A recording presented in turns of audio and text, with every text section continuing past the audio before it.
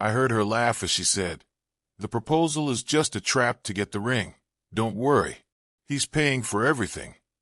And even though the words hit me like a blunt punch to the chest, I didn't make a sound. I simply slid the velvet box back into my coat, walked out of the restaurant's hallway, and returned to the table with the calmest smile I'd worn in months. She had no idea I'd hurt her. None of them did. And that was exactly what I needed. I had planned that night for weeks. I'd booked the rooftop, the photographer, the stupidly overpriced floral arch she had been obsessing over on Instagram.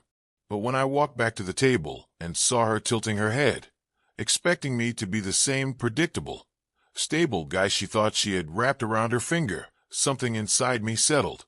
Not broke, settled. Like everything finally fell into its place. I wish I could say the quote in that hallway shocked me. But honestly, it felt like the last puzzle piece. Because for months, something hadn't felt right. She had turned every conversation into a comparison. Her friends' boyfriends bought handbags, flew their partners to Bali, upgraded their apartments. Mine apparently didn't match her energy, unless I was swiping my credit card. She used to be different. Or maybe I was just stupidly optimistic. Either way, she had slowly become obsessed with what her friends thought of her. Every brunch came with new demands.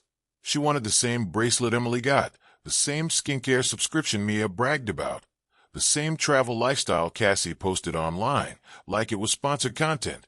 I didn't mind giving. I had a good job. I liked surprising her.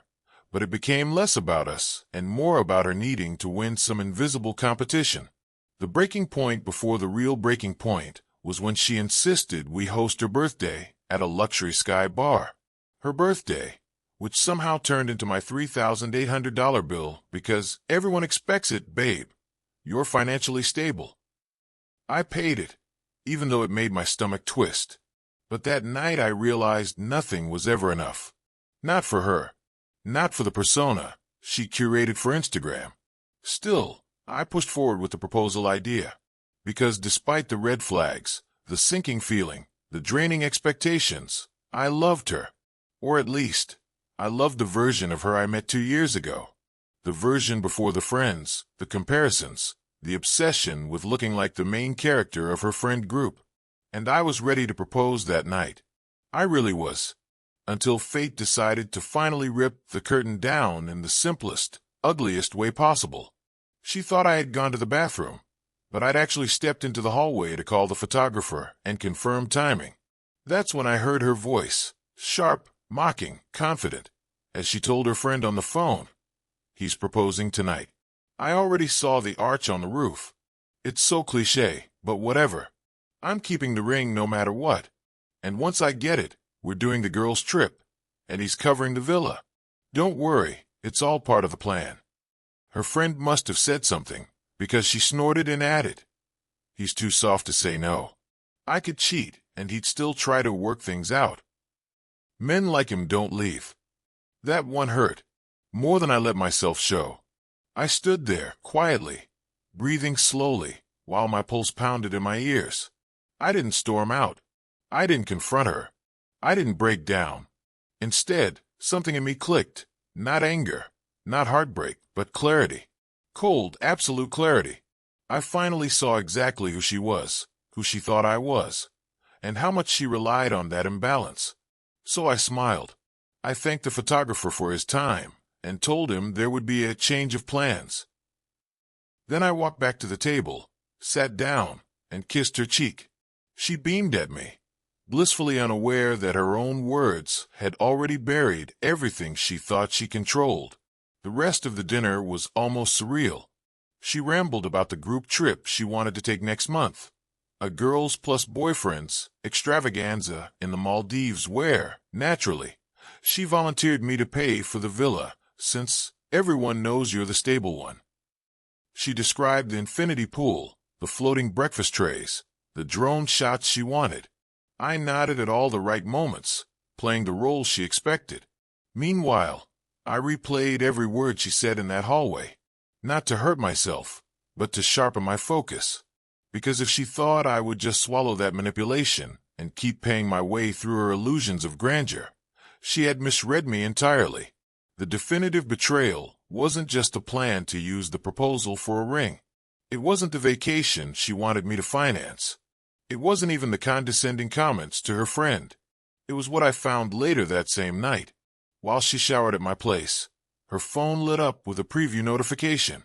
Not that I snooped, but sometimes the universe just drops the final nail in the coffin without being asked. The message preview said, "Send me the photos from last night. I want to make sure he's blocked in all of them." Blocked in all of them. Curiosity burned more than guilt, and when her phone buzzed again and the image preview popped up, I felt my jaw tighten. There she was, my girlfriend, pressed against some guy at a club 2 nights earlier, his face buried in her neck, her hand gripping his shirt, her eyes half-lidded with the same expression she'd used on me a year ago. And the caption she had sent him? "Don't worry, he's clueless. It'll all be worth it once I get the ring." I didn't feel rage. I felt relief. Because now I had proof. Undeniable proof. I didn't need to argue with her. I didn't need to doubt myself. I didn't need to justify a thing. All I needed to do was wait. Keep calm. Act normal. Let her dig her own grave a little deeper. Because if she wanted a ring, a villa, a grand lifestyle funded by me, then she was going to get exactly what she asked for. Just not in the way she expected. The shift began the next morning. She woke up in my bed, stretching like she was entitled to a throne, and said in a half-whine, "Babe, can you take care of the airfare for the Maldives today? The girls already booked theirs." I smiled. "Sure, whatever makes things easier." She didn't notice the way my tone had changed. She didn't see the calm in my eyes. She was too focused on her phone, scrolling through influencer posts, comparing bodies, nails, jewelry, vacations. Her world was a web of envy, one she'd woven herself into until she couldn't breathe without validation. The plan wasn't complicated. It didn't need to be. It just needed to be strategic. She had built her identity around appearances, status, group approval, money she didn't earn but flaunted as if she did. All I had to do was let her chase those illusions until her own momentum tore everything apart. I played the doting boyfriend for a full week. Sweet, reliable, generous. I agreed to everything she wanted. The trip, the villa, the dinner reservations, the outfits she wanted me to buy her. I didn't argue. I didn't question. I didn't push back. And the more agreeable I became, the more arrogant she grew. Her friends, sensing victory, were unbearable. They whispered and giggled when they thought I wasn't listening. I catch glimpses of messages popping up on her lock screen, clips of rings, screenshots of luxury villas, comments like "You better secure that bag," and "He's finally doing something right." I watched it all with quiet patience. One of them, Mia, even said while brushing her hair in my hallway, "He's so predictable. Honestly, I'd get bored, but if it works for you." She didn't realize I was standing behind her. Her smugness was a gift. Every comment, every entitled demand, every careless laugh built the perfect stage. The Maldives departure day arrived, and they were practically vibrating with self-satisfaction. The villa was the most expensive one on the resort, beachfront, private pool, the kind of place where influencers film day in my luxury life routines. They strutted through the place like they owned it, tossing their bags onto loungers, planning photo shoots. My girlfriend linked her arm through mine, smiling with that rehearsed expression she used for Instagram stories. "This is perfect, babe. See, everything works out when you stop overthinking." I kissed her forehead and said, "I'm glad you're happy." She had no clue those were the last peaceful moments she'd ever have with me. Dinner that night was the peak. Her entire friend group had gathered, boyfriends included, and she basked in the spotlight like a queen collecting tribute.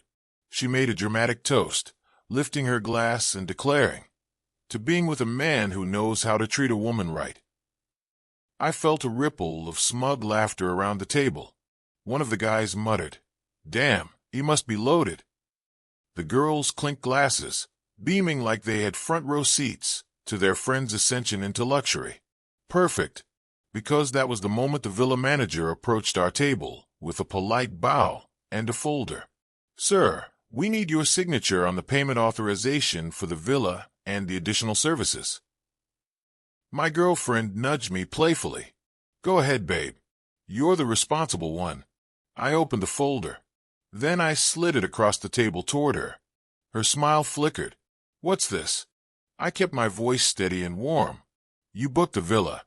The agreement is under your name. They just need the card you used to reserve it."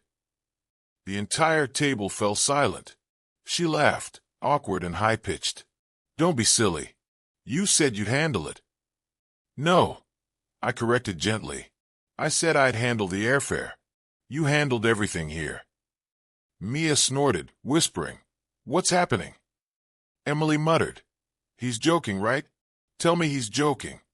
I leaned back in my chair, completely relaxed. "I'm not joking. You and your friends made very clear plans. I'm just following them." Her face drained of color. "I don't have the balance for this." "Oh, I know." I tapped the folder lightly. "The manager told me the deposit was declined earlier, so they asked to speak with the person who made the reservation you."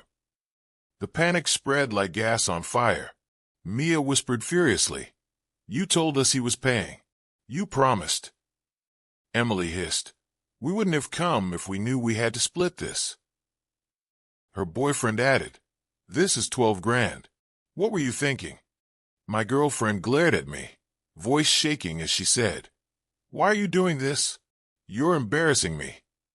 "No," I said calmly. "I'm revealing you." I pulled out my phone, placed it on the table, and hit play.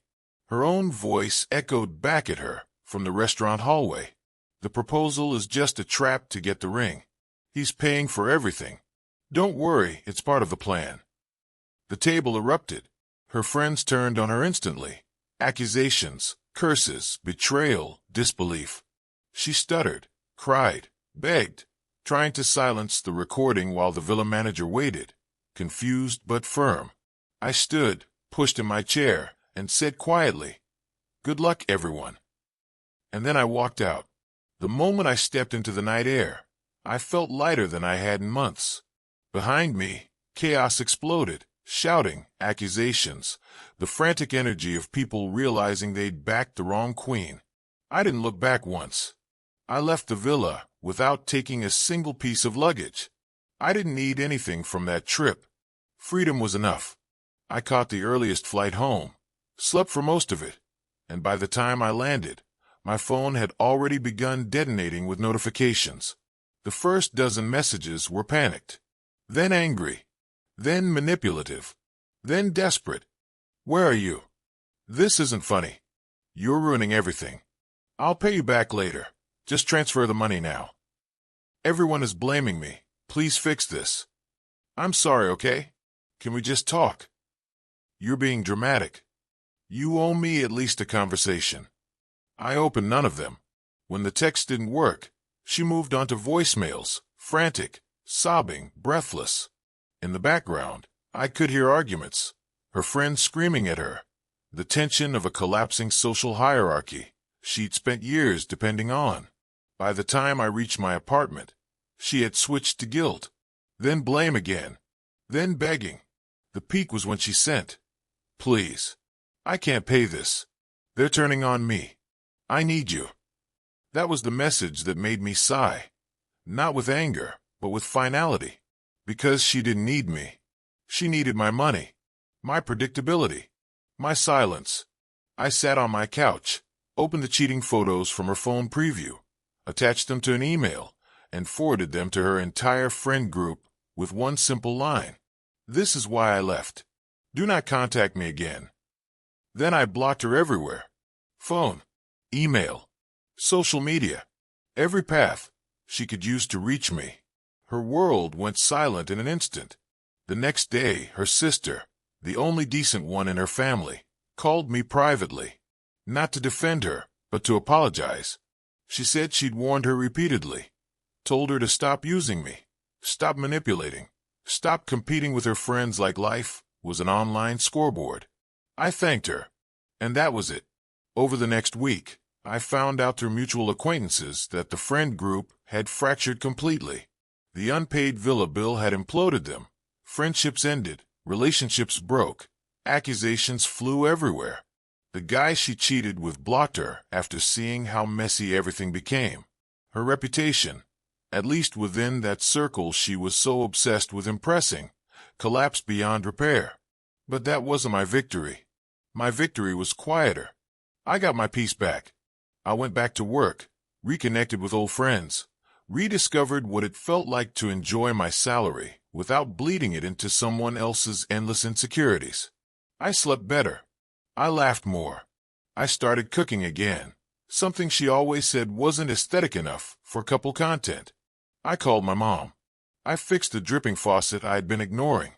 And then one afternoon, at a small local bookstore, I met someone. Not a model. Not an influencer. Not someone who needed to perform for a crowd.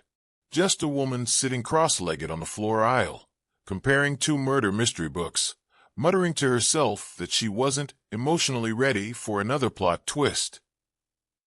I made a harmless comment. She laughed without posing for anything, and that moment felt more genuine than the last 6 months of my previous relationship combined. We talked. Slowly. Normally.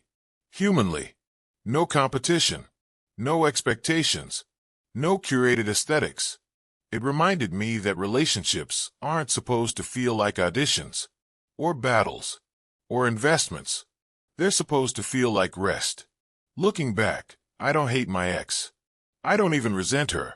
People can get lost in the wrong priorities. Some lose themselves to it. And sometimes you have to walk away, so they can crash into the consequences without dragging you down with them. But I'll tell you the exact moment I knew I'd healed. It was when I realized I didn't want revenge anymore. I just wanted peace. And I got it. So if I could end this with one lesson, it's this. If someone shows you they only love the version of you that benefits them, let them lose you. Because the right person won't need a villa, a ring, or a spectacle to stay. They'll just stay.